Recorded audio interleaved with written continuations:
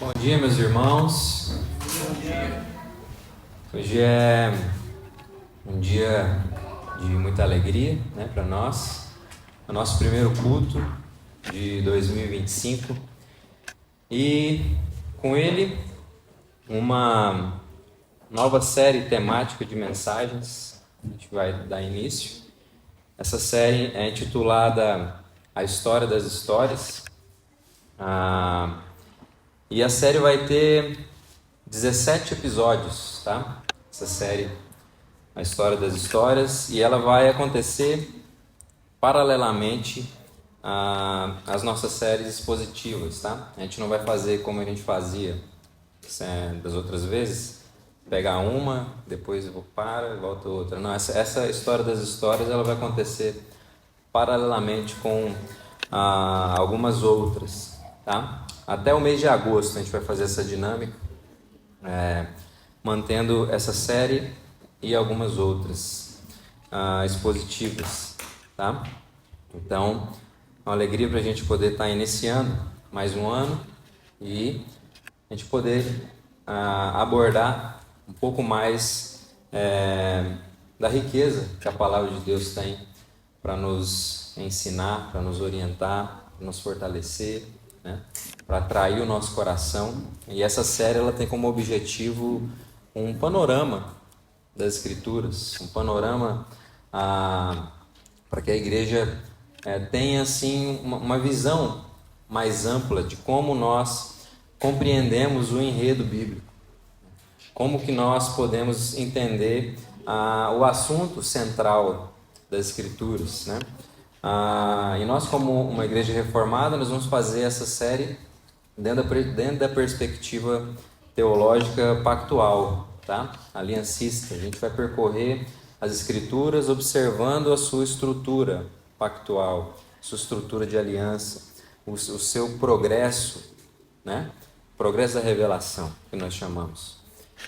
Então nós vamos percorrer essa jornada com 17 episódios, tá? Essa série intitulada A História das Histórias. E hoje nós vamos ter o nosso primeiro episódio, que junto com o segundo vai ter uma característica mais introdutória, tá? Eu quero trabalhar duas questões assim introdutórias que vai ser necessário a gente manter na mente durante a série toda, tá? Então, esse primeiro episódio e o segundo vão ter uma característica mais introdutória de questões que são importantes a gente manter durante todo o decorrer da série, tá? Então, o nosso objetivo hoje vai ser entender como as nossas vidas se conectam à grande narrativa que Deus está escrevendo na história de todas as coisas, na história de tudo que há, na história do mundo, na história da humanidade, né? Nós vamos entender como nossas vidas se conectam a essa grande narrativa de Deus. Por isso que o tema do sermão de hoje é se encontrando na história de Deus. Então eu queria pedir para você abrir sua Bíblia aí em 2 Coríntios. 2 Coríntios capítulo 5. Eu queria pedir para você acompanhar a leitura do texto que vai guiar a nossa abordagem hoje. 2 Coríntios capítulo 5, nós vamos ler dos versículos 14 até o versículo 19, tá? Esse texto ele vai ser um texto base para a nossa reflexão de hoje, mas só relembrando, a nossa série é uma série mais temática, tá? Eu não vou aqui percorrer uma pregação assim, de estrutura expositiva do texto específico, tá bom? A gente vai usar alguns versículos como base para o que a gente vai falar hoje. Tá? Então, 2 Coríntios 5, versículos 14 ao 19, diz assim: Pois o amor de Cristo nos domina, porque reconhecemos isto, um morreu por todos, logo todos morreram. E ele morreu por todos para que os que vivem não vivam mais para si mesmos, mas para aquele que por eles morreu e ressuscitou. Assim que nós, daqui por diante, a ninguém conhecemos segundo a carne. E se antes conhecemos Cristo segundo a carne, já agora não o conhecemos deste modo. E assim, se alguém está em Cristo, é nova criatura. As coisas antigas já passaram, eis que se fizeram novas. Ora, tudo isso provém de Deus, que nos reconciliou consigo mesmo por meio de Cristo e nos deu o ministério da reconciliação, a saber que Deus estava em Cristo, reconciliando consigo o mundo, não levando em conta os pecados dos seres humanos e nos confiando a palavra da reconciliação. Amém? Vamos orar? Senhor, muito obrigado pela Tua palavra, que transforma nossas vidas. Pedimos que o Teu Espírito Santo fale ao nosso coração hoje, que abra os nossos olhos para entendermos como fazemos parte da Tua história. Que tudo que for falado aqui hoje seja para a Sua glória. Em nome de Jesus. Amém. Então, meus irmãos, queria fazer uma pergunta, né? Alguma vez vocês já pararam para pensar se a vida de vocês, a vida que vocês estão vivendo, tem alguma conexão com algo maior que vocês mesmos? Vocês já pararam para pensar alguma vez sobre isso? A sua vida, a minha vida, né, como uma reflexão pessoal, possui uma conexão com algo maior, com algo que está para além de mim mesmo? Já pararam para pensar isso alguma vez na sua vida? Se você nunca pensou sobre isso, gostaria que você refletisse sobre isso a partir de hoje, não só hoje, mas a partir de hoje, tá? Por quê, gente? Porque muitas das vezes parece que a nossa história, ela é só nossa, né? Isolada, solitária, individualista. Mas a questão é que isso é muito vazio, tá? É extremamente vazio e extremamente limitado. É extremamente reducionista de acordo com aquilo que nós somos feitos para ser e para quem nós fomos feitos para estar adiante. Então a gente precisa refletir sobre isso, né? Se a nossa vida faz parte de algo maior do que nós mesmos, do que os nossos projetos, do que nossos planos, do que tudo aquilo que a gente planeja pessoalmente, né? A gente precisa refletir sobre isso, tá? Porque essa ideia, né, de uma história isolada, de um projeto e uma condução de vida centrada só nas nossas questões, é muito pobre diante daquilo que nós fomos feitos para ser e para viver, tá? Hoje eu quero trazer para os irmãos, então, diante disso que eu estou iniciando a falar, como a Bíblia nos convida para algo muito maior, né? Por isso que, se você não vai refletir sobre isso, gostaria que você refletisse sobre isso daqui em diante. Por quê? Porque a Bíblia nos convida para algo muito maior, né? E que algo maior é esse, gente? É sermos parte da história redentora de Deus. Tem algo muito maior acontecendo. Está muito acima de quem nós somos, daquilo que a gente planeja, daquilo que a gente pode sonhar, né? É a história que o próprio Deus está conduzindo. Deus está conduzindo uma história, Deus está conduzindo um plano de redenção, tá? E a gente é arrastado por Ele para ser parte disso, né? Então eu gostaria de explorar hoje aqui com vocês como a nossa vida ela somente encontra sentido quando nós entendemos essa realidade. Não tem como encontrar sentido, propósito, significado, enquanto a gente não entende essa realidade, que a nossa vida ela é parte de um enredo maior, ela é parte de uma história maior, de um drama que está sendo conduzido por quem governa todas as coisas, tá? Mas antes da gente partir para o nosso primeiro ponto, para o início do sermão em si, eu quero resumir aqui os passos que a gente vai seguir hoje, tá? Primeiro, vamos falar sobre 3 pontos. Vou passar por 3 pontos para a gente poder desdobrar um pouquinho essa ideia, né? Se encontrando na história de Deus. Primeiro, nós vamos falar sobre o espírito do tempo em que vivemos e como ele impacta a nossa fé. Nós não podemos ser ingênuos quanto às marcas do nosso tempo, tá? As marcas da nossa cultura. E como isso impacta a nossa maneira de ver Deus e de se relacionar com Ele. Isso não pode passar batido, tá? A gente não pode ser ingênuo achar que nós não somos influenciados pelo tempo que a gente vive. Então a gente vai começar falando sobre isso. Isso é muito importante. Depois nós vamos ver como a salvação ela é um movimento de Deus que nos resgata e nos coloca em algo que é muito maior do que nós mesmos. Esse é o ponto número 2, segundo ponto, tá? E por fim, nós vamos explorar um pouco como essa grande história, essa grande história de Deus, sabe? Em si, né? O que ela é, e como Deus nos inclui nela, beleza? Então esses vão ser os 3 pontos que a gente vai percorrer, só para você ter em mente um pouco a estrutura do que a gente vai passar, beleza? Então vamos lá. Nosso primeiro ponto, então, que nem eu disse, é o espírito do tempo e suas marcas. É extremamente necessário, gente, termos uma clareza de que nós vivemos num tempo marcado por revoluções. Acho que todo mundo aqui já tem ciência disso, né? Revolução científica, industrial e uma revolução social muito importante, né? Que é a Revolução Francesa em si, né? Eu não vou entrar em aspectos específicos do que significaram essas revoluções, mas esse conjunto de revoluções, o que a gente não pode negar, geraram impactos consideráveis, tá? Mas eu acredito que o principal desses impactos foi a erupção de uma cultura extremamente focada na liberdade individual e na ideia de que tudo gira em torno de nós mesmos. Esse foi um dos principais impactos. Foi essa erupção dessa cultura humanista, né? É o tão conhecido humanismo secular.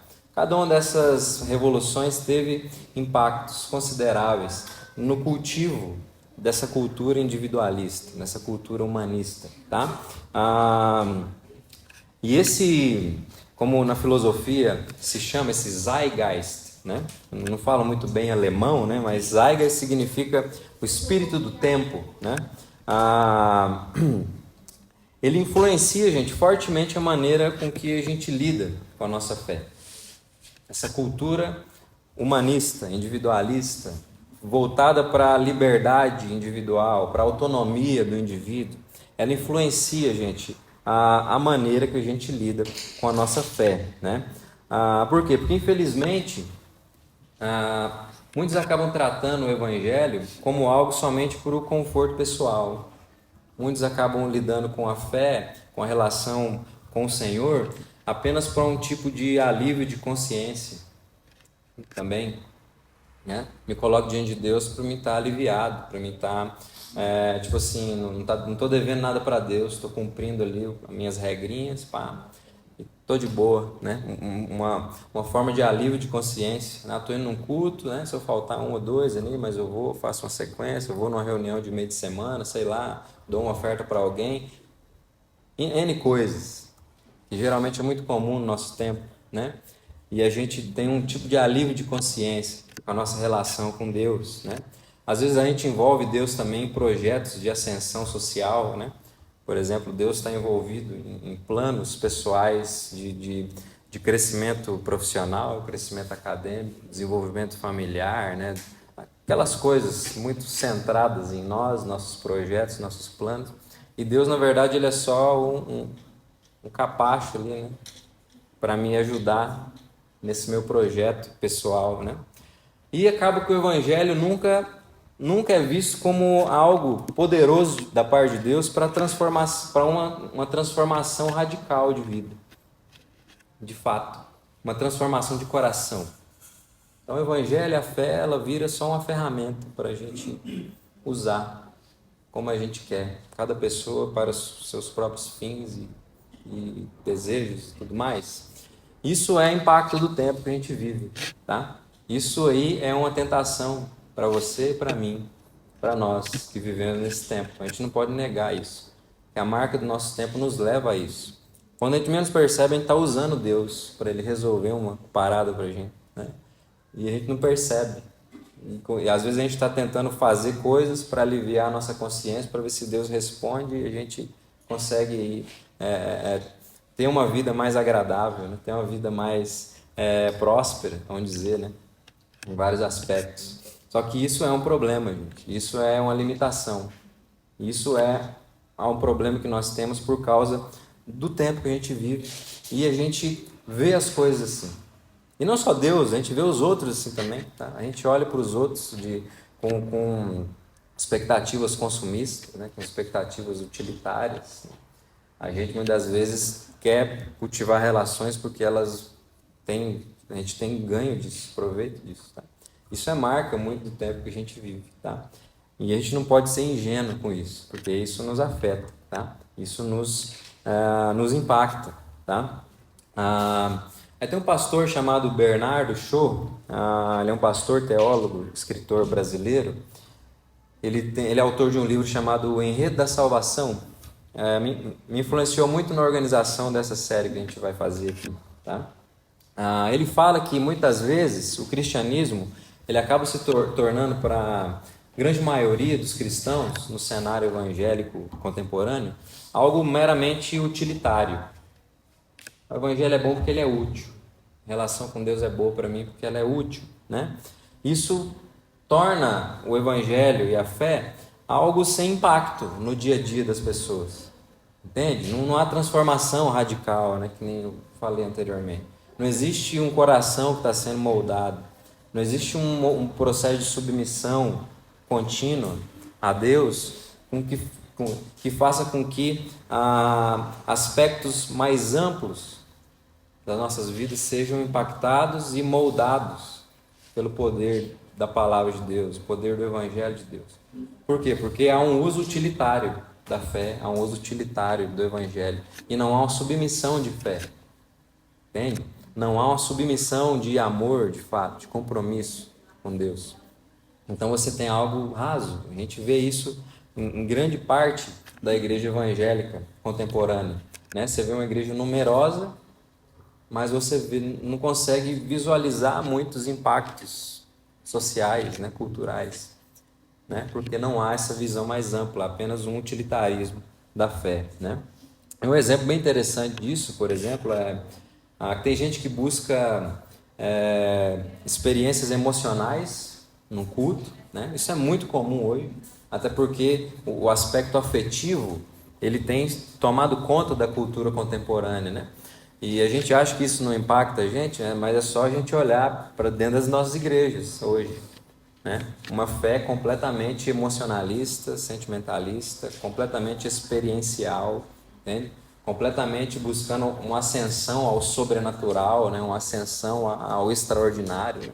Gente, isso é marca do tempo, tá? Sinto lhe dizer, quem tem muito apego a essas coisas, sinto lhe dizer, mas isso é marca do tempo. A gente está buscando sensações, entende? Epidérmicas, entende? Coisas para a gente medir a fé com base na experiência subjetiva. Lembra? Liberdade individual, a marca do nosso tempo. O indivíduo como centro e a partir dele ele vai dizer o que é e o que não é. O que é a fé verdadeira? Se passa pelo meu crivo dos meus afetos e sentimentos. Já ouviu aquela frase muito conhecida? Nossa, a presença de Deus está forte. Já viu isso aí? É muito comum hoje nas igrejas, né? Estou sentindo a presença.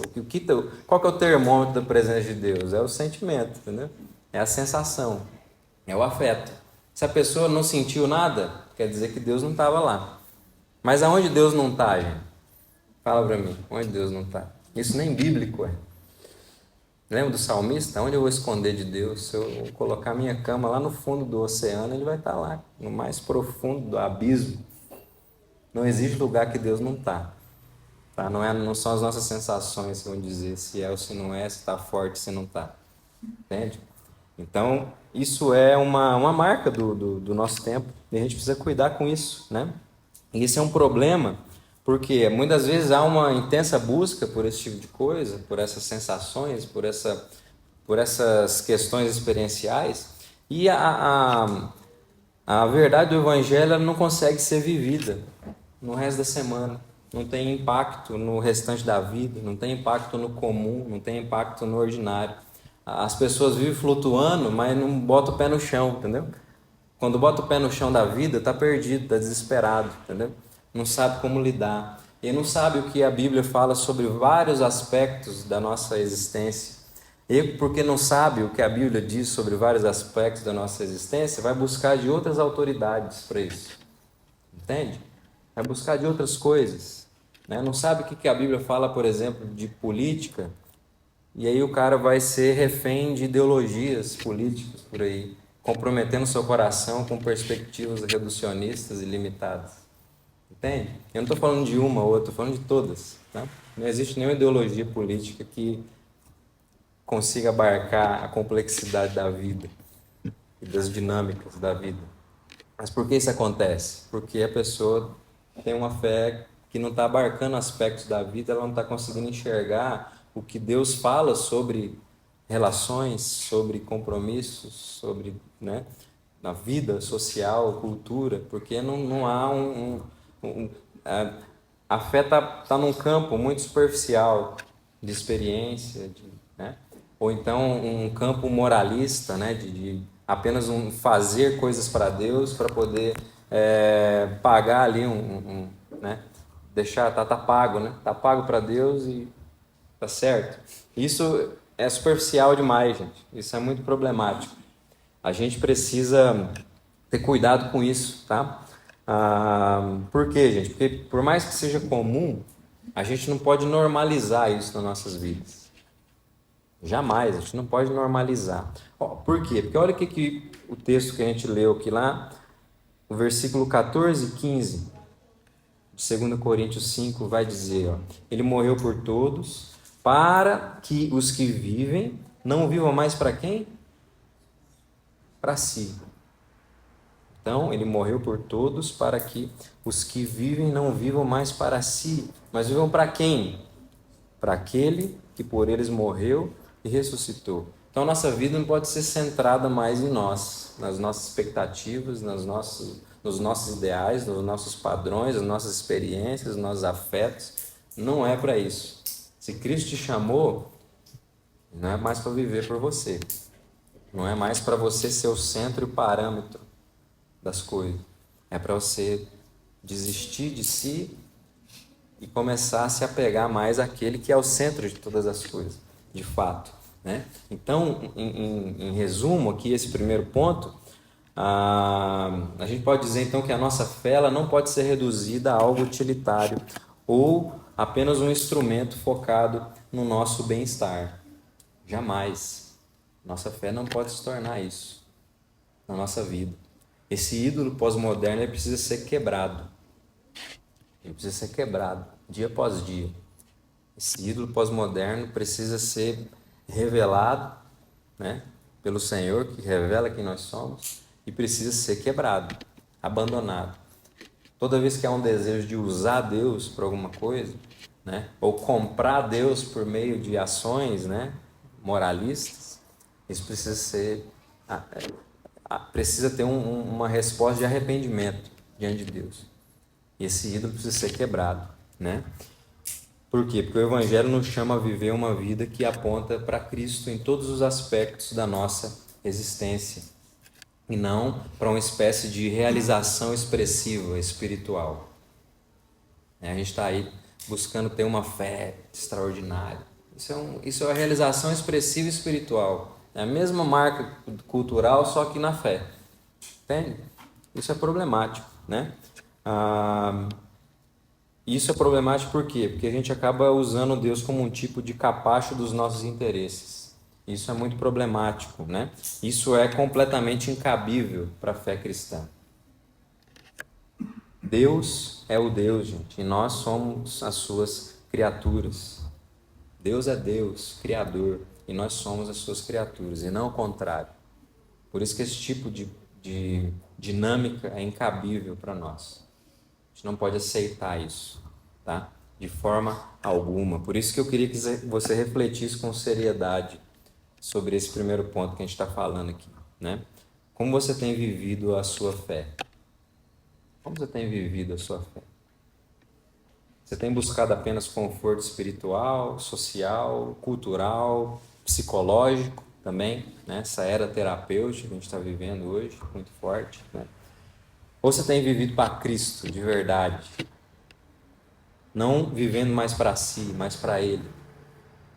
Gostaria que você refletisse sobre isso, né? Talvez seja a hora de reavaliar onde você tem buscado satisfação, conforto, realização, né? É momento de refletir sobre isso. Então, gente, agora que a gente viu como o espírito do tempo, né, pode desviar o nosso olhar, eu gostaria de que a gente fosse para o segundo ponto e ver como a salvação nos tira dessa realidade distorcida, autocentrada, né? Então há um problema claro diante de nós que nos afeta. Mas há um Deus que está em movimento. A gente viu isso no início da nossa liturgia, né? Deus está em ação. Deus está falando. Sua palavra é poderosa, traz ordem ao caos. Esse Deus está sobre muitas águas. Entende? Águas nas Escrituras fala muito sobre esse caos, né? Deus está no meio dessas muitas águas. Então, a gente precisa ver agora como esse Deus nos alcança no meio disso tudo. A gente não está sozinho no meio disso tudo, né? A gente não está aí perdido, à deriva, né? Nós estamos diante de um Deus que nos salva, que nos atrai para si. Por isso que o segundo ponto eu intitulei aqui de a salvação como uma obra de extração. A salvação como uma obra de extração. C.S. Lewis, quando ele se converteu, ele fala algo muito interessante. Ele diz que ele foi arrancado de si mesmo. Acho muito interessante essa fala de C.S. Lewis, que mostra para a gente como a salvação é um chamado divino que nos possibilita olhar para além de nós mesmos e também nos faz ser parte de uma história maior, de algo maior. Faz a gente tirar os nossos olhos para dentro de uma realidade limitada, intimista, muitas vezes escrava de si, e nos leva a enxergar uma realidade maior que é Ele mesmo. E ao enxergar o próprio Deus, a gente enxerga também o que Ele faz, o que Ele fez, entende? O que Ele vai fazer também, porque Ele é um Deus que fala, que conta, que revela os seus planos, seus propósitos redentivos. Então eu acho muito interessante quando C.S. Lewis ele fala sobre ele descreve como foi a salvação dele, né? Ser arrancado de si. Isso é muito interessante. Por isso que a salvação aqui eu trouxe como essa ideia de uma obra de extração. Deus está nos extraindo de um lugar. E esse lugar, antes de tudo, é nós mesmos. Esse lugar, antes de qualquer coisa, é a prisão do nosso ego caído, autocentrado, autossuficiente. A salvação é um movimento que nos tira desse lugar. E comentando sobre essa experiência do C.S. Lewis, tem um pastor chamado Guilherme de Carvalho, lá de Belo Horizonte, em um artigo comentando sobre essa experiência do C.S. Lewis, ele usa uma expressão que eu acho muito interessante, que é a expressão extra nós, que é fora de nós. Ele usa essa expressão para dizer que a fé cristã ela aponta para verdades que estão fora de nós. A fé cristã ela aponta para verdades que são centradas na revelação divina. Ele vai dizer que isso é um paradoxo assim, muito interessante, porque o ser humano está buscando sentido, significado. Só que quanto mais ele está olhando para si, mais perdido ele fica. Porque em nós mesmos não tem resposta nenhuma.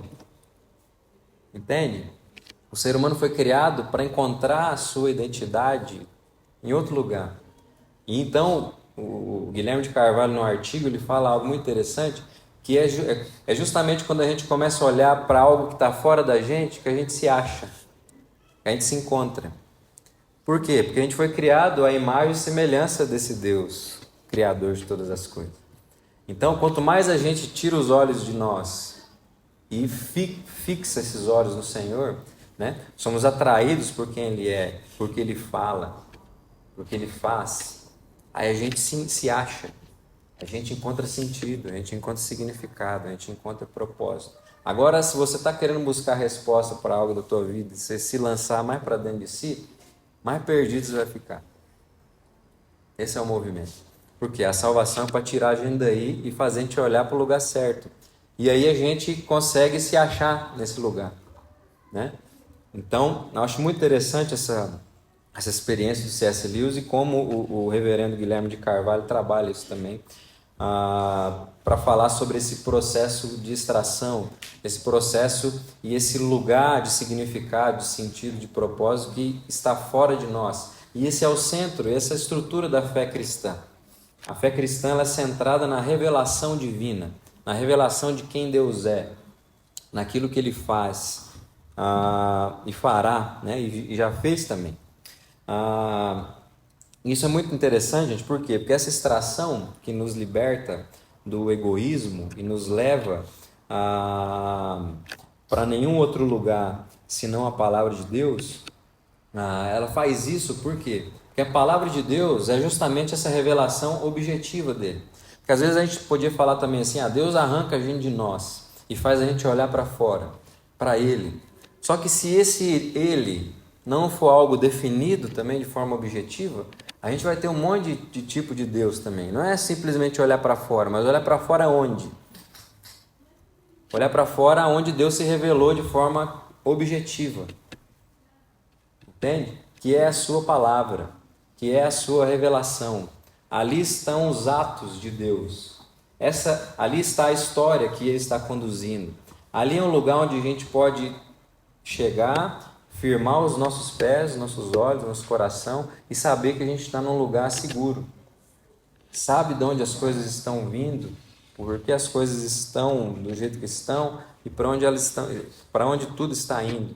E sabe principalmente quem está conduzindo tudo isso. Então, quando Deus nos salva de nós, Ele nos leva a nenhum outro lugar senão a sua própria palavra, senão na sua própria revelação. Então existe uma subjetividade, sim, que cada ser humano possui a sua experiência de extração, né? Se a gente for contar nossas experiências aqui, de como Deus nos alcançou e nos arrastou para si, a gente vai ter histórias distintas. Isso é uma beleza abundante no nosso meio, porque nós somos seres pessoais, individuais. Só que a nossa fé possui um centro objetivo. A fé cristã não é subjetivista. Ela valoriza aquilo que é subjetivo, mas ela não é subjetivista, né? Cada um para si, cada um com o seu Deus do jeito que quer. Não, é um Deus específico e a nossa pessoalidade ela é firmada nesse lugar específico. E aí Deus, na sua bondade, no seu poder, faz com que as características de cada um de nós, as experiências de cada um de nós sejam reordenadas e alinhadas para a sua glória. E não o contrário. Não é a nossa experiência que realinha o que Deus fala, é o que Deus fala que realinha a nossa experiência. Então Deus nos leva para esse lugar onde Ele agiu. E esse lugar é a própria palavra de Deus, que está revelado os seus atos, do que Ele está fazendo e o que Ele fará, né? Então Deus não nos extrai de nós mesmos para nos deixar aí vagando, né?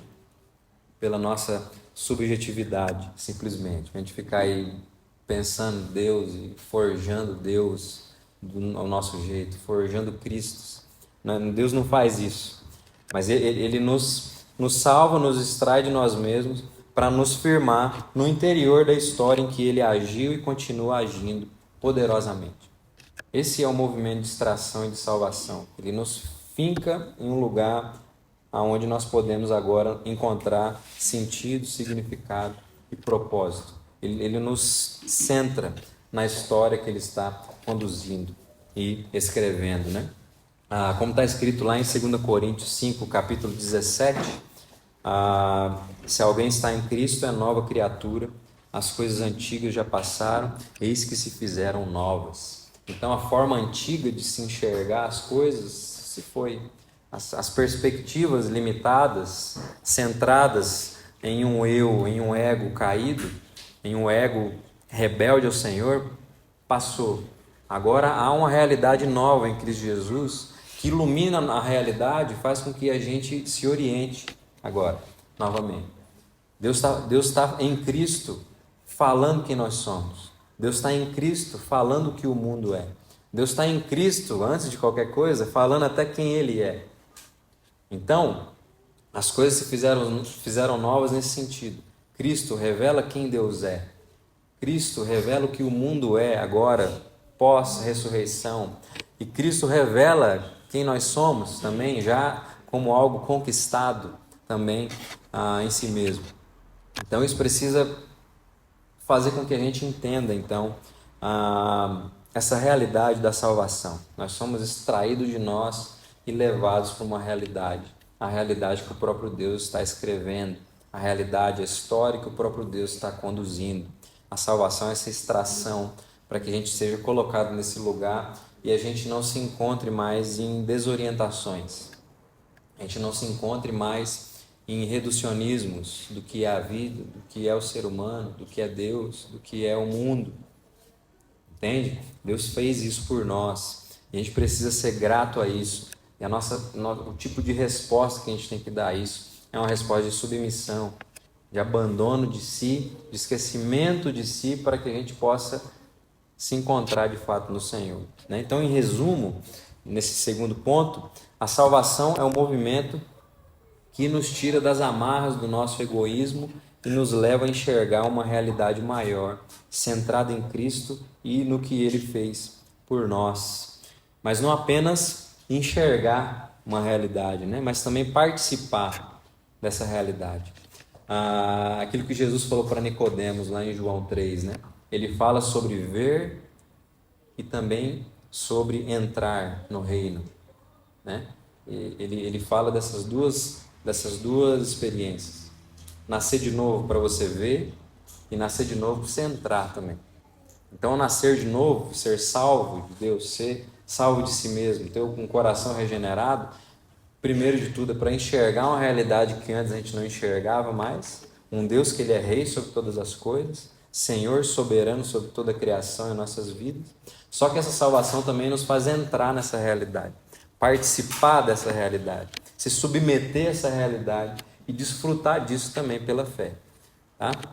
Então, isso é muito importante. Esse é o movimento de se inserir no drama, na história que o próprio Deus está conduzindo. A salvação diz respeito a isso de forma assim mais fundamental, de forma mais básica. Ele nos arrasta para esse lugar. Por isso eu queria te perguntar, para você refletir um pouco nesse ponto, nesse segundo ponto, se você tem permitido que Deus te arranque de si mesmo, no sentido assim, de submissão de fé, não no sentido que você pode segurar Deus, Ninguém pode segurar Deus, mas no sentido de qualidade na sua jornada de fé. Você tem permitido que Deus te arranque de si, te faça morrer para você mesmo, Você tem permitido se esquecer de você mesmo para que a imagem de Cristo brilhe mais nos seus olhos do que a sua própria imagem? Isso é algo para a gente refletir, Ou você tem sido aquele tipo de livre que prefere viver com as migalhas de um escravo? Deus nos liberta para um tipo de liberdade específica. Mas quando a gente não se submete à realidade que Ele está nos inserindo, é como se a gente fosse um livre querendo viver algemado sem precisar, E aí, como que tem sido a sua dinâmica, na sua espiritualidade, na sua relação com o Senhor? Você tem permitido mesmo que Ele te liberte das amarras do seu próprio ego, dos seus próprios desejos, das suas próprias vontades, diariamente? Ou isso tem sido um problema, empobrecido sua relação com Ele? A gente precisa pensar, Nossa fé está centrada em Cristo, ou apenas nas nossas próprias expectativas? A gente tem que refletir sobre isso, não pode passar batido. E como eu disse, isso precisa ser uma reflexão contínua. Não é uma coisa que a gente pensa uma vez na vida e deu. É contínuo. Entende? É contínuo. A gente tem que pensar, Será que o Deus que nós estamos nos relacionando é o Deus conforme a sua revelação? a sua palavra ou é um Deus conforme as nossas expectativas e ideais? Eu falei um pouco sobre isso no último sermão do ano, né? Sobre o Cristo revelado conforme as expectativas da aliança, né? Como que é o Deus que você se revela? Ele é mais parecido com o quê? Com o Deus da palavra ou o Deus da sua cabeça? O Deus dos seus ideais? Com que mais Deus se parece? Pense nisso também. Às vezes nós estamos forjando imagens de Deus que não tem a ver com aquilo que Ele se revelou na sua história, no drama que Ele, né, nos inseriu. Isso é importante, né? Isso tudo é importante por quê? Porque a realidade do Evangelho de Cristo é muito superior a qualquer coisa limitada que a gente poderia pedir ou pensar. Qualquer coisa. Se o Evangelho não é algo grande que impacta as nossas expectativas, e muitas vezes até frustra elas, talvez você não está lidando com o Evangelho. Talvez você está lidando com alguma coisa que você mesmo está criando.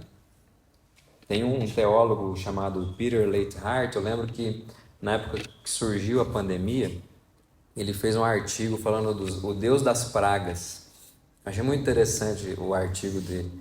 Ele fala que, muita gente falando, olha o que o inimigo está fazendo, olha o que o demônio, o diabo está produzindo. Aí ele fala, gente, na minha opinião, é Deus quem faz tudo isso para ensinar aos seres humanos quem eles são. E se Deus não é um Deus que te frustra, se Deus não é esse Deus, você fala, cara, mas Deus está jogando uma praga? Que Deus é esse? É isso mesmo, se Deus não te assusta, Ele não é Deus. Ele é qualquer coisa, menos Deus. Agora, se Ele for capaz de se assustar, de te assustar e te frustrar, aí começa a temer e tremer, porque às vezes você está diante de Deus. Então, Deus ele é grande. Se o Deus que está diante de nós não nos faz temer e tremer, então tem algum problema. Talvez a gente não esteja diante do Deus revelado, talvez a gente esteja diante do Deus da nossa cabeça. Isso é um problema. Talvez a gente não esteja inserido na história que Ele está escrevendo. Talvez a gente só está em uma faceta da nossa pequeninha e limitada história pessoal. A gente precisa pensar sobre isso, tá? E por que isso é importante a gente pensar, né?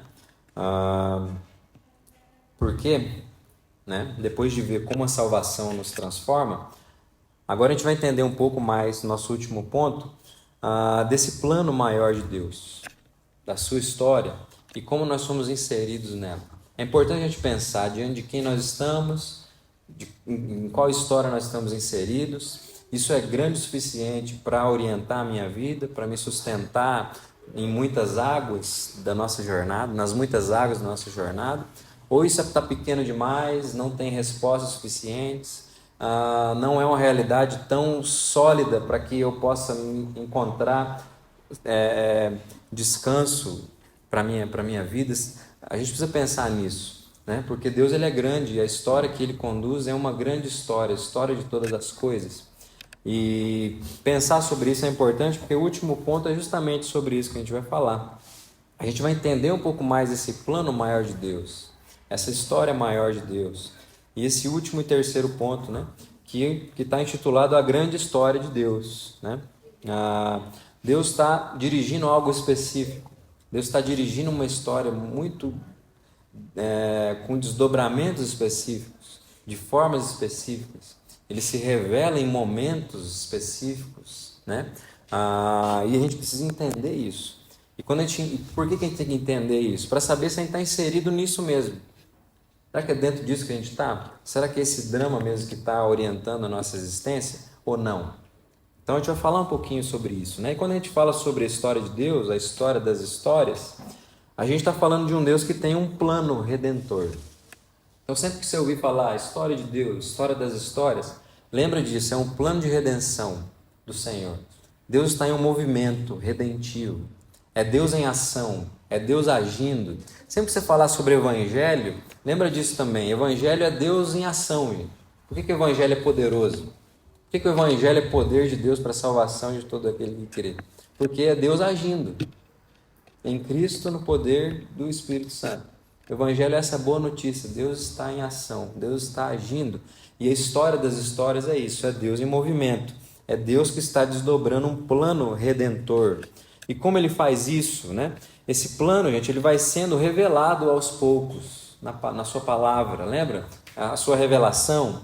Deus nos extrai de nós mesmos e não deixa a gente vagando por aí. Ele centra o nosso olhar, o nosso coração numa revelação específica, que é a revelação na sua palavra, né? A revelação das Escrituras. A gente vê então que esse plano redentivo, ele vai sendo revelado aos poucos. E como ele revela? De que ele usa para revelar isso? Nós vamos ver isso mais especificamente nos próximos episódios, né? Mas o plano de Deus ele é revelado progressivamente por meio de alianças, pactos. Deus vai revelando e vai lançando luz àquilo que ele vai fazer para reverter os efeitos do problema que o próprio homem causou para ele mesmo e para o mundo. Deus vai revelando, né, o seu plano por meio de alianças até chegar na pessoa de Cristo, que é a imagem visível do Deus invisível, que consuma em si todas as expectativas de pacto, todas as expectativas de redenção e tudo mais. Então Deus conduz a sua história de forma progressiva. Ele revelou essa história de forma progressiva e as alianças possuem um lugar muito específico e importante nesse processo, tá? E a gente vai ver no segundo episódio o porquê disso. Nós vamos falar sobre o Deus de pacto, o Deus de aliança. Por que aliança? Que pacto? Que negócio é esse? Parece um negócio, né, um mantra que vocês ficam falando o tempo inteiro. Não, gente, isso é uma estrutura da relação de Deus com o seu povo, com o mundo. A gente vai entender o porquê disso, tá? Mas, falando sobre esse plano que se desdobra, a gente fala de 3 pactos que são importantes a gente ter em mente sempre quando a gente pensa nessa história que Deus está conduzindo. O primeiro pacto é o pacto das obras, ou seja, o pacto relacional, a estrutura relacional que Deus estabelece na criação com os primeiros seres humanos. A gente chama isso na teologia de pacto das obras. Alguns vão chamar de pacto da criação, pacto criacional, né? Vai depender. Mas dentro da teologia reformada geralmente se chama pacto das obras.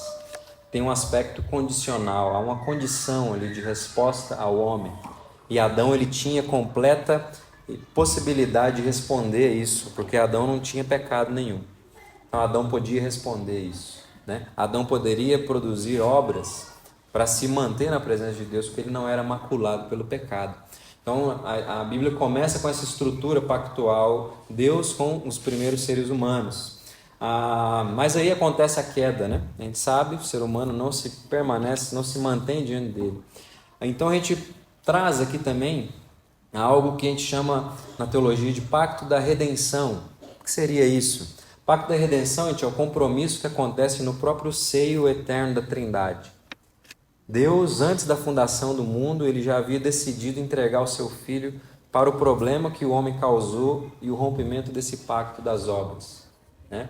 Então, assim, de forma cronológica, o pacto da redenção ele acontece antes do pacto das obras, mas pedagogicamente a gente fala depois para fazer mais sentido para a nossa cabeça, né? Nós somos seres temporais, né? Então a gente precisa entender isso. Então houve um problema, só que Deus estava resolvendo esse problema antes da fundação do mundo, né? E ele decidiu entregar, Cristo já havia sido sacrificado antes da fundação do mundo. Isso a gente chama de pacto da redenção. Existe um compromisso, né? Por isso que quando Jesus vem, principalmente no Evangelho de João, ele fala muito sobre isso, né? Ele é o enviado do Pai, ele faz a vontade, ele veio para fazer a vontade do Pai. Então a gente percebe que é um compromisso aí, né? Ele tem uma missão específica, porque isso foi definido antes no seio da Trindade. E aí então a gente fala sobre o pacto da graça. Esse plano que foi estabelecido no seio da Trindade para a restauração de todas as coisas vai começar agora a ser materializado no tempo. Só que Deus não materializa isso de uma vez, né? Pum! Não. Ele prometeu o Redentor lá em Gênesis 3,15, o descendente, né? E aí dali começa uma jornada, uma história. Deus começa a conduzir esse plano de redenção. Deus começa a incluir os seus, chamar os seus, separar os seus, para desfrutarem dessa graça, desse pacto que agora ele vai derramar graciosamente por causa da pessoa de Cristo, por causa do descendente, né? E aí esse pacto ele é revelado progressivamente. Deus faz uma promessa, e depois ele faz uma aliança com Noé, faz uma aliança com Abraão, faz uma aliança com Moisés, faz uma aliança com Davi, até chegar a Cristo como consumador da aliança. A gente vai tendo luz, luz, luz, luz, até chegar naquele que vai dizer: eu sou a luz. E aí a gente tem a revelação completa do que Deus estava fazendo, preparando, e de como Ele vai consumar isso no futuro, né? Então existe essa história, esse drama, né? Cristo, ele chega como esse consumador, como esse mediador da aliança. É uma história específica, é uma história com desdobramentos específicos, tá? A gente não pode dizer como ela tem que ser, porque Deus diz o que ela é e conduz do seu jeito. Quando algum dos personagens bíblicos tentou fazer diferente, Deus chamou Abraão e falou: eu sou o Deus Todo-Poderoso. Anda na minha presença e ser perfeito. Então não é a gente que define as coisas. Deus da aliança, chama o homem: eu sou o Deus Todo-Poderoso. Anda na minha presença e ser perfeito. Então a gente precisa se inserir nisso, morrer para nós, para desfrutar da graça de Deus. Isso não é uma questão de mérito, tá, gente? É uma questão de ser alcançado por Deus e possibilitado agora a se submeter e desfrutar disso. Entende? Deus nos alcança para isso. Então, quando a gente fala sobre essa história, nós estamos falando desse plano que Deus está conduzindo, tá? Só passei por cima aqui dessa estrutura pactual, mas a gente vai ver isso de ponto por ponto no decorrer da nossa série. Mas só para a gente ter esse panorama, tá? Que existe uma história específica que Deus desdobrou de forma específica, segundo a sua vontade, e nós somos inseridos nela, tá? Para desfrutar dela conforme a vontade de Deus e não a nossa. Por isso que é uma grande história. Se fosse pequena, era a minha e a sua, mas é a de Deus. Deus nos insere nela, né? Isso é importante, gente, porque a nossa vida só faz sentido de verdade quando abraçada por essa história de redenção cósmica. Não é uma história qualquer, é uma história de redenção cósmica. E olha o que os versículos 18 e 19 do capítulo 5 aí de 2 Coríntios vão dizer, né? Deus estava em Cristo reconciliando consigo o quê? O mundo. Não é qualquer coisa. Deus não estava em Cristo simplesmente reconciliando o David, o FP, a Simone, de forma especial e simplesmente. A gente está no meio desse balaio todo. Só que é o mundo, é o cosmos que está sendo redimido em Cristo Jesus. E a gente é abraçado por isso. Nós somos abraçados por isso, pela graça de Deus. E a gente começa a participar disso também, né? E Deus fez isso como? Não levando em conta os pecados dos seres humanos e nos confiando a palavra da reconciliação, ou seja, ainda nos dá um papel nisso aí ainda. A gente nem merecia estar aí porque a gente é pecador, mas Deus nos abraçou nesse plano redentivo e ainda nos dá uma função, ainda nos dá a vocação de pessoas que participam desse movimento de Deus, de salvação, de reconciliação, de redenção de todas as coisas. Percebe como isso é maravilhoso? Então a nossa vida ela vai ganhando sentido quando ela está inserida nisso aí. A gente vai entendendo quem nós somos, né? Por quê? Porque Deus se revelou quem Ele é.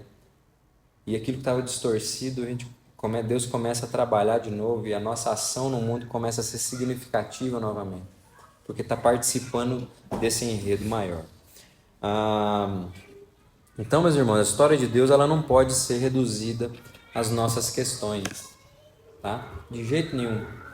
Você e eu, o homem, né, o ser humano como um todo, nós não somos o centro do mundo, tá? Nós não somos o centro do mundo, não. Por mais que Deus colocou o homem para cultivar e guardar o mundo, né, nós não somos o centro dele. Ele fez isso para que o homem trabalhasse e vivesse submisso a Ele. Ele é o centro de todas as coisas. Então, o movimento redentivo de Deus abraça toda a criação. Não reduza Deus às suas questões. Não faça isso. Não reduza o Evangelho aos seus probleminhas. Não faça isso. Por mais que Ele tenha respostas para os seus probleminhas. Mas Ele não é só isso. Por isso que Ele é poderoso. Porque Ele é muito mais do que isso, né? Se os seus probleminhas não forem resolvidos, há uma história muito maior acontecendo. Então, descanse o seu coração. Descanse o seu coração no Senhor, né? E nessa perspectiva, passe a perguntar para você mesmo, né? Como a minha vida se encaixa na história de Deus? Passe a se perguntar isso constantemente. Como a minha vida se encaixa na história de Deus, né? Até porque a ideia não é encaixar Deus na nossa vida. Se a ideia for encaixar Deus na sua vida, você vai diminuir Ele, porque você é pequeno demais. E Deus não cabe aí na tua história. Deus não cabe na minha história, porque Ele é grande demais. Nossa história é temporal, nosso Deus é eterno. Deus não cabe na tua história, na minha. A nossa história tem que entrar na história dele, porque aí sim, ali cabe tudo. Entende? Então passa a se perguntar como a minha vida se encaixa na história de Deus, e não o contrário. Pare de fazer o contrário. Deus vem para o meu problema, Deus vem para a minha situação, Deus olha para Deus. Não, vê o que Deus está fazendo.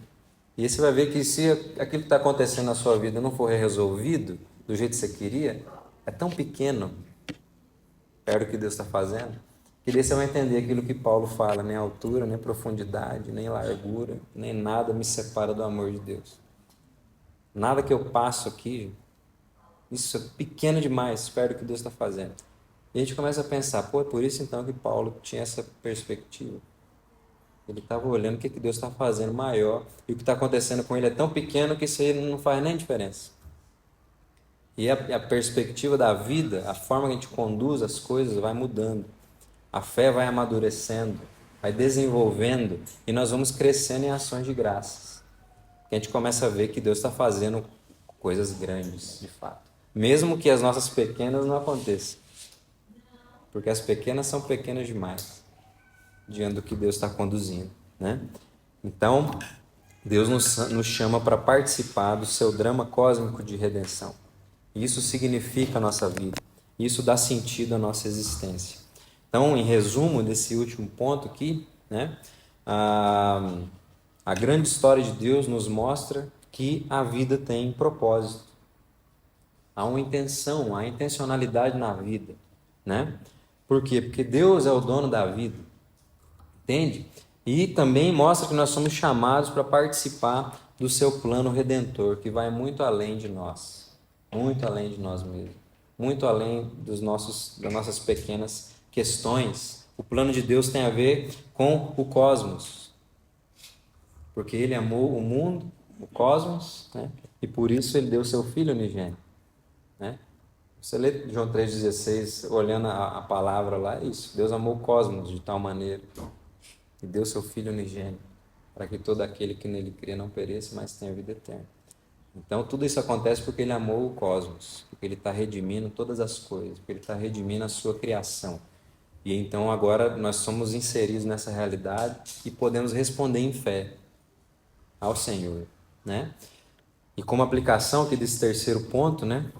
Gostaria que você começasse a refletir mais profundamente sobre isso, sobre essa grande narrativa, essa grande história de Deus, né? E perguntar para você, né? Se você já pensou no fato de que a sua vida somente é reordenada quando inserida e submetida completamente ao plano redentivo de Deus. Você já pensou nesse fato? Que sua vida só ganha sentido e ela só é reordenada quando ela é inserida nesse plano? Você tem que parar para refletir sobre isso. Se não for encaixada nisso, você não encontra propósito, sentido, nada. Porque só há sentido no que Deus faz. Porque Ele é quem reordena o caos do mundo. Ele é quem coloca as coisas em ordem. Com as nossas vidas não é diferente. Com nossos planos, com a maneira que a gente conduz, não é diferente. Então comece a refletir constantemente sobre isso. Em como a sua família, seu trabalho, suas prioridades, seus ideais e até os seus sonhos, projetos, somente ganham sentido, significado e propósito ao se encontrarem inseridos e submetidos nessa história maior. Se não tiver aí, você está perdido, você não acha sentido em nada. Pense nisso. Não existe nenhuma narrativa ou causa nesse mundo que possa dar sentido, significado e propósito à sua existência. Nenhuma. Por mais bonitinha que seja. Nenhuma, gente. E aí eu pergunto para vocês, quais têm sido as narrativas, causas, ideais, histórias que têm disputado espaço no seu coração? A gente tem que pensar nisso. Quais são as narrativas, as causas, os ideais humanos que têm disputado espaço no seu coração?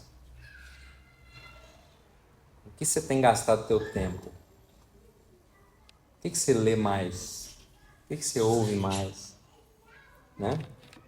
Qualquer coisa que tenha se tornado um parâmetro para a organização da sua vida, do seu tempo, da sua agenda, das suas prioridades, dos lugares que você frequenta ou deixa de frequentar, das pessoas que você fala ou deixa de falar, das roupas que você veste ou deixa de vestir, das coisas que você come ou deixa de comer, das coisas que você bebe ou deixa de beber, daquilo que você compra ou deixa de comprar, da sua organização, dos seus compromissos financeiros. Qualquer narrativa ou causa que não seja a história de Deus, a história das histórias, o drama cósmico de redenção centrado nos movimentos redentivos do Deus Pai, Filho e Espírito Santo, precisa ser rejeitado, precisa ser abandonado, tem que ser extirpado da sua vida. Se tem outro tipo de narrativa ou causa que organiza a sua vida, você precisa abandonar isso. Sabe por quê? Porque o Deus da revelação não divide espaços. Deus não divide espaços. Por que Ele não divide espaços, gente? Porque Ele é o dono de tudo. Ele é o dono de tudo, inclusive de você, da sua vida. Nada te pertence. Tudo é do Senhor. Então, se tem alguma narrativa, causa, ou seja lá o que for, que tem espaço no teu coração e reordena a maneira que você organiza as prioridades, as coisas na sua vida, o que você faz ou deixa de fazer, então esse ídolo aí tem que ser quebrado, essa narrativa aí tem que ser rejeitada. Você pode até ter preferências por narrativas humanas, causas e tudo mais, mas isso precisa ser sujeito à história maior de Deus. Tá? Tô falando que a gente não pode ter preferências no mundo por coisas. A gente tem sim, mas isso precisa ocupar um lugar muito pequeno e limitado na nossa vida, porque são pequenas e limitadas. Tá? Então, reflita sobre isso. Ame o Senhor seu Deus de todo o seu coração, alma e força. Entendimento, né? Como Jesus falou também. E como disse o apóstolo Paulo aos Efésios, não vivam mais como os gentios, que vivem na vaidade de seus próprios pensamentos, tendo o seu entendimento obscurecido, separados da vida que Deus concede, por causa da ignorância em que vive pela dureza do coração. Então, se a gente vive na ignorância, é a dureza do nosso coração. Se a gente vive preso na vaidade dos nossos pensamentos, é porque o nosso coração tem espaço para outras narrativas, que não a história que Deus está conduzindo. E isso precisa ser rejeitado nas nossas vidas. Isso não pode ter espaço aí, não. Deus é dono de tudo e Ele é o nosso dono. A gente tem que se submeter a Ele de todo o coração. Então, para a gente finalizar, gostaria de recapitular aqui, de forma rápida, aquilo que a gente viu hoje e pensar em como a gente leva isso, né, na nossa vida. Apesar que eu já fui aplicando, né, no decorrer do sermão. Mas só para a gente recapitular e sair com esses pontos assim mais frescos na nossa cabeça, né? A gente viu 3 coisas importantes. Primeiro, o espírito do tempo é um enorme influenciador para nos levar a um tipo de fé superficial, centrado em nós mesmos, mas que Deus nos chama a viver de forma diferente. Esse tipo de fé não pode ser aceitável por nós, tá? Existe uma marca do nosso tempo, mas sempre que a gente se vê sendo influenciado por isso, a gente precisa não aceitar isso na nossa vida. Nós não fomos feitos para viver para nós, mas por aquele que nos amou, que nos salvou. Então, isso foi o que nós falamos do primeiro ponto, né? Segundo, nós vimos que a salvação é uma obra poderosa de extração que nos tira de nós mesmos e nos insere em uma realidade maior, centrada em Cristo e na sua obra. Nós vimos então que Deus está no movimento de nos salvar de nós mesmos e nos levar para si. Pegar o nosso coração egoísta e fazer com que ele descanse na sua palavra, naquilo que sai da sua boca. Passe a orientar e dar descanso para o nosso coração, para a nossa alma. E em terceiro, nós entendemos que a gente faz parte de uma grande história redentora que é maior do que qualquer plano pessoal que nós poderíamos pensar ou ter. Tá? Então Deus nos leva para si. E esse lugar que Ele nos leva é um lugar grandioso, é uma realidade grandiosa. Não é algo mais ou menos. É algo que pode nos abraçar por inteiro. Que deve nos abraçar por inteiro. Tá? Então, sendo assim, nós somos chamados para fazer parte da grande história de Deus. Isso significa desenvolver a nossa fé em Cristo, enquanto deixamos de lado todo egocentrismo humanista, autossuficiente, para viver para a glória de Deus. Então, em resumo, esse é o ponto que a gente falou hoje e que eu gostaria que vocês levassem, né? No seu coração e passe a refletir constantemente de hoje em diante, tá? E que nós possamos ser uma igreja que busca a verdade da palavra, a revelação do Senhor e que vive de acordo com o seu plano, né? Que se encontra na sua história. Nós possamos ser uma igreja que deseja isso, que aprende a desejar a Deus de todo o nosso coração e que se encontre, né, abraçado pela realidade que Deus está conduzindo, está criando, né? Nós possamos viver pela fé como novas criaturas, reconciliados com Deus e comprometidos com a sua missão. Nós possamos viver pela fé essa realidade de alguém que foi feito novo, resgatado pelo Senhor, reconciliado com Ele, mas que também agora tem uma missão no mundo, que é viver para a glória de Deus, viver para a sua glória em todos os aspectos da vida. Entregar tudo mesmo na mão de Deus, porque Ele é dono de tudo. A gente não é dono de nada, né? Então, que o Espírito Santo de Deus nos impulsione a fazer parte ativamente dessa história, vivendo para a sua glória em todos os aspectos da nossa vida. Amém?